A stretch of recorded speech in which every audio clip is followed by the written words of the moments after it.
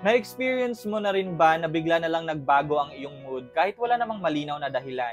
Introducing Meta Mood. Ang meta mood ay pagbabago ng ating mood batay sa ating mga iniisip tungkol sa ating sariling kalagayan. Sa simpleng salita, ang ating pag-iisip tungkol sa ating mga emosyon ay maaaring maka-impluwensya sa ating nararamdaman. Isipin mo, pagkagising mo, okay naman ang iyong pakiramdam, tapos bigla mong naisip kung gaano ka kapagod at bigla kang naging antok sa buong araw. Nangyayari ito dahil ang ating pag-iisip tungkol sa ating mood ay nakaka-impluwensya sa kung paano natin ito nararamdaman. Ang pag-unawa sa meta mood ay makakatulong sa atin na maunawaan kung paano nakakaapekto ang ating mga iniisip sa ating mood.